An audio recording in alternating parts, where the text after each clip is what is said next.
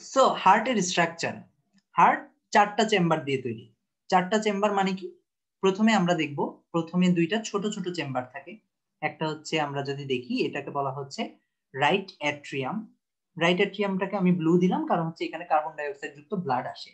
এবং অ্যাট্রিয়ামের নিচের অংশে এরকম 2টা পর্দা থাকে, যে পর্দাগুলো সবসময় ক্লোজ থাকে। এখানের মধ্যে ব্লাড আসে, ব্লাড এসেই যদি ভেন্ট্রিকলে চলে যায় তাহলে তো কালেক্টেড হইল না, ভেন্ট্রিকলে অনেকক্ষণ পড়ে যায়।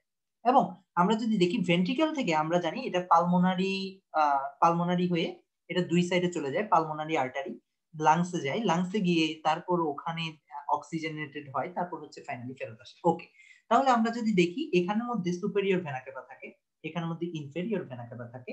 আমরা যদি দেখি নলগুলো কিভাবে আসে, এখানে দেখা যায় হালকা করে দেখা যাচ্ছে এই যে এগুলো সুপেরিয়র ভেনা ক্যাভা না, এগুলা কাস্প। কাস্প কি জিনিস বুঝাচ্ছি, এই যে এখানে তুমি দেখলা এখানে 2টা পর্দা দেখলা যে ব্লাডটাকে বের হতে দিচ্ছে না, এগুলো তো এখানে আমি 2 ডাইমেনশনালি দেখাচ্ছি। তুমি যদি 3 ডাইমেনশনালি দেখো এগুলো হচ্ছে এরকম একটা পর্দা, এগুলো এইভাবে আটকানো থাকে। যখন এখানের মধ্যে দেখা যায় হচ্ছে অনেক ভারী হয়ে গেছে তখন এটা খুলে যায়, তখন হচ্ছে এখান থেকে রক্তটা পড়তে পারে। এটা হচ্ছে 3 ডাইমেনশনালি দেখে। এই পর্দাগুলা এভাবে তো থাকতে পারে না, নিচের থেকে এরকম দড়ি দিয়ে টাঙানো থাকে, এরকম দড়ি দিয়ে টাঙানো থাকে।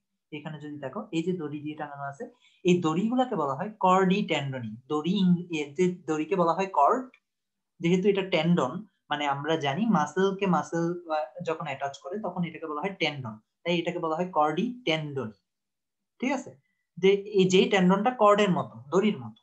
এবং কর্ডি টেন্ডনই যখন টানতেছে হার্টের এখানের একটা অংশ উঁচু হয়ে আসে, এরকম একটা অংশ উঁচু হয়ে আসে। এই দেখি এখানের মধ্যে একটা অংশ উঁচু হয়ে আসছে, এই উঁচু হয়ে আসা জিনিসটাকে বলা হয় papillary muscle. Papillary muscle simple, তুমি একটা জিনিস ধরে টানতেছো, চুল ধরে টানলেও তো ওই নিচের অংশটা একটু ফুলে যায়, তো নিচের অংশটা যখন এরকম একটু উঁচু হয়ে আসে ওই অংশটাই হচ্ছে পেপিলারি মাসেল।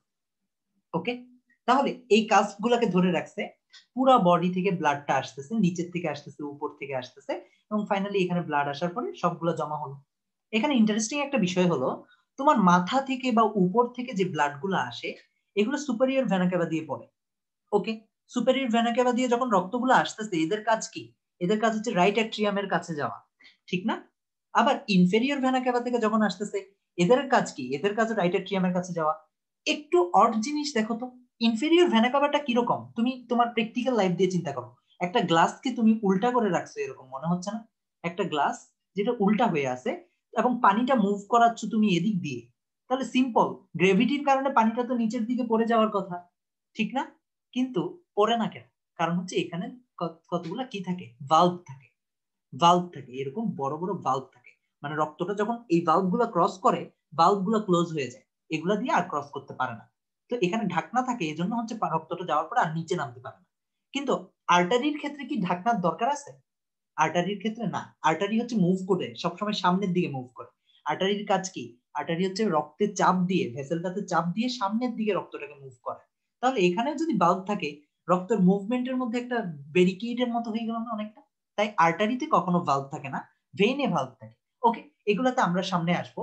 সো সেম ওয়েতে এখানে আর্টারির সবগুলা ব্লাড আসলো, ভারী হয়ে গেল, তাহলে এটা এক সাইডে সরে যাবে, এই জিনিসটা একটু করে কাত হয়ে যাবে, বোতলের ঢাকনা, বোতলের ঢাকনা না, তুমি চিন্তা করো এটা একটু করে কাত হয়ে গেল, এখানে রক্তগুলো সব নিচে পড়তে শুরু করলো, এখানে পড়তে শুরু করলো, তার উপর এখানে একটা চাপ দেওয়া হইলো, তুমি এখানে একটা চাপ দিলা, জোরে সরে চাপ দিলা, তাহলে কন্ট্রাকশনের কারণে রক্ত সবগুলো আরো এখানে চলে আসলো।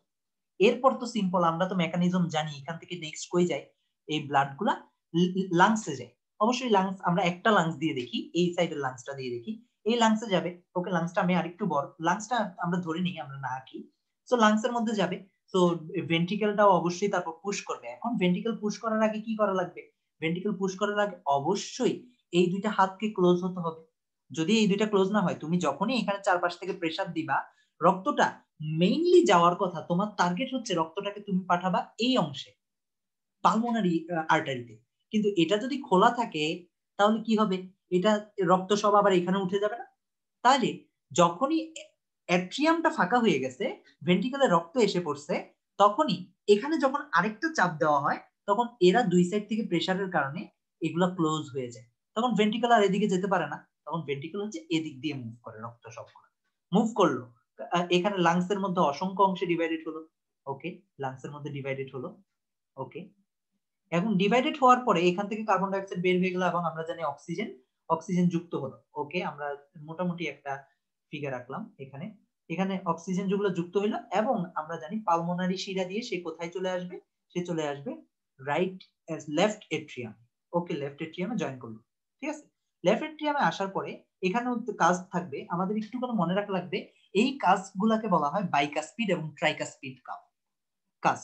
তাহলে এখানের মধ্যে কোথায় বাইকাস্পিড অর্থাৎ দুইটা কাজ থাকবে, কোথায় ট্রাইকাস্পিড তিনটা কাজ থাকবে, এটা মনে রাখার ওয়ে হচ্ছে ডান সাইড বাম সাইড, বামের সাথে বাইকাস্পিড ব ব মিলে, তাই এখানে থাকবে বাইকাস্পিড অর্থাৎ পর্দা থাকবে এরকম দুইটা। ঠিক আছে, দুইটা পর্দার জন্য দুইটা ইয়া। আর এখানে দেখো তিনটা দড়ি, কারণ তিনটা পর্দার জন্য তিনটা দড়ি, দুইটার জন্য দুইটা। বাম সাইডে দুইটা থাকবে, ডান সাইডে তিনটা থাকবে, দুইটা থাকে পর্দা এরকম। পর্দাটাকে যদি তুমি দেখো, এটা যদি ছিদ্র হয়, অ্যাট্রিয়ামের এই ছিদ্রটা যদি হয়, এখানে বাইকাস্পিডের ক্ষেত্রে কাজটা পর্দাটা হচ্ছে এরকম, এরকম একটা অংশ থাকবে, এরকম একটা অংশ থাকবে, যেগুলোকে দড়ি দিয়ে ধরে রাখা হয়েছে। ঠিক আছে, দুইটা দড়ি। আর এটার ক্ষেত্রে ট্রাইকাস্পিডের ক্ষেত্রে এটা হচ্ছে এরকম একটা ছিদ্র, এই ছিদ্রটাকে আমি উপর থেকে দেখতেছি, ধরো এরকম একটা পর্দা থাকবে, এরকম একটা থাকবে, এরকম একটা থাকবে, এই তিনটাকে দড়ি দিয়ে এভাবে ধরে রাখা হয়েছে। ঠিক আছে, এখানে তিনটা দড়ি। ঠিক আছে, বুঝে গেছে? তাহলে এখানে বাইকাস্পিড ওকে, এটা ভারী হয়ে গেল, এখান থেকে ব্লাডটা এখানে আসলো, এরপর হচ্ছে এখানে প্রেসার দেওয়া হইলো, এখান থেকে এয়ারটা বের হয়ে আসবে, বের হয়ে এসে এয়ারটা পুরো বডিতে সাপ্লাই দিবে। ঠিক আছে, এটা কিন্তু এমনি জাস্ট বোঝানোর জন্য একটা ডায়াগ্রাম আঁকলাম, মেইন ডায়াগ্রামটা কখনোই এরকম না। ঠিক আছে, সো এখান থেকে হচ্ছে কি ব্লাডটা আসলো পুরো বডিতে সাপ্লাই দিবে। তাহলে আমরা বুঝতে পারলাম কিভাবে কোন অংশ থেকে কিভাবে মুভ করে। আচ্ছা, এখন ইম্পর্টেন্ট বিষয়, আচ্ছা যখন ভেন্ট্রিকেলে ব্লাডটা আসতেছে, তখন ভেন্ট্রিকেলে ব্লাডটা তখনই কিন্তু চাপ দেওয়া শুরু করে না, তখন কিন্তু এইখানে একটা ইয়া থাকে, এইখানে একটা ভালভ থাকে। আমরা এতক্ষণ পর্যন্ত শুধুমাত্র অ্যাট্রিয়াম এবং ভেন্ট্রিকেলের মধ্যে কি ভালভ থাকে ওটা নিয়ে কথা বলছি, কিন্তু আমরা যদি দেখি এই যে এটা কি, এটা দেখতে অনেকটা মনে হচ্ছে না অ্যাওর্টার মতো, মনে হচ্ছে না? সরি, পালমোনারি আর্টারির মতো দুই সাইডে চলে গেছে। তাহলে এখানের মধ্যেও দেখবা তুমি, এখানের মধ্যেও একটা ঢাকনা থাকে, এখানের মধ্যেও একটা বাল্ব থাকে। এই বাল্ব মনে রাখা লাগবে, এই অ্যাওর্টার মধ্যে অর্থাৎ ভেন্ট্রিকেল থেকে বের হওয়ার পথে সবসময় সেমিলুনার বাল্ব থাকে। সেমিলুনার বাল্ব কখনোই এটাকে বের হতে দেয় না। যখন এখানে প্রেসার বাড়তে থাকে এটাকে ঠেলে রক্তগুলো বের হয়ে যায়। যখন রক্ত বের হয়ে যায় তখন আবার প্রেসারটা কমে যায়, তখন হচ্ছে আবার এটা ক্লোজ হয়ে যায়।